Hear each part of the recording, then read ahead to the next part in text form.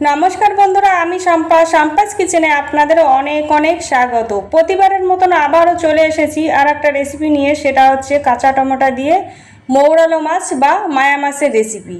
এই রেসিপিটা আমি কিভাবে তৈরি করি সেটাই আজকে আপনাদের সঙ্গে শেয়ার করব।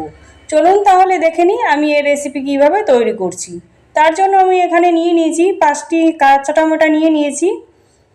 ফ্রেশ টমেটো আছে এখানে।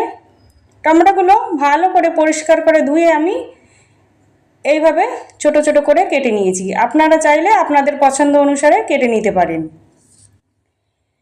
এবার আগে থেকে আমি মাছগুলো ভেজে তুলে নিয়েছি। মাছগুলো ভালো করে পরিষ্কার করে লবণ হলুদ মাখিয়ে নিয়ে আমি ভেজে নিয়েছি।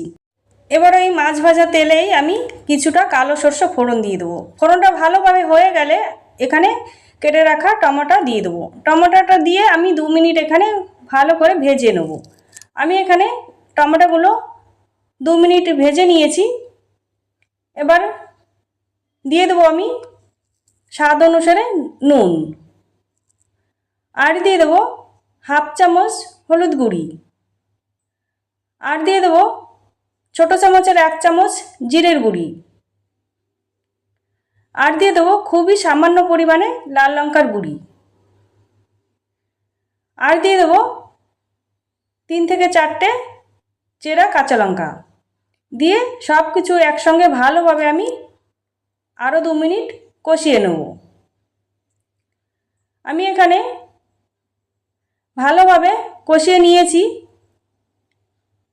এবার আমি দিয়ে দেব পরিমাণ মতন জল। আপনারা যে যেরকম ঝোল খেতে পছন্দ করেন সেই অনুসারে জলটা দেবেন। আমি আমার প্রয়োজন মতন জল দিয়ে দিলাম। জলটা দেওয়া হয়ে গেলে এবার আমি ফুটতে দেবো।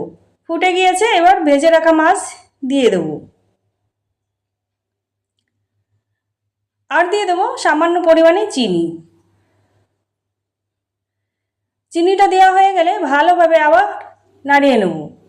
নাড়িয়ে নিয়ে এবার ঢাকা চাপা দিয়ে আমি রান্না করে নেব 5 মিনিটের জন্য। এই রেসিপিটা খুব কম মশলায় কম সময়ের ভিতরে তৈরি হয়ে যায় আর খেতে অসাধারণ টেস্ট হয় বন্ধুরা। 5 মিনিট পর ঢাকাটা খুলে নেব, একটু নাড়িয়ে নেব, চেক করে দেখব টমেটোটা সিদ্ধ হয়েছে কিনা। হ্যাঁ, আমার টমেটোটাও সিদ্ধ হয়ে গিয়েছে। কতটা সুন্দর হয়েছে দেখুন। দেখতে যতটা সুন্দর হয়েছে, খেতে কিন্তু তার থেকেও সুন্দর হয়েছিল। ভালোভাবে নাড়িয়ে নিয়েই তৈরি। এবার আমি ঢেলে নেব।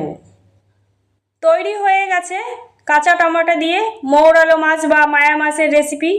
আমার এই ছোট্ট রেসিপি যদি আপনাদের ভালো লেগে থাকে, লাইক কমেন্ট শেয়ার সাবস্ক্রাইব করে আমার পাশে থাকবেন। একবার হলে বন্ধুরা বাড়িতে এইভাবে কাঁচা টমেটোর রেসিপি বানিয়ে খাবেন। আশা করি ছোট থেকে বড় সবাই খুব পছন্দ করবে। আজকে তাহলে এই পর্যন্ত। সবাই ভালো থাকবেন।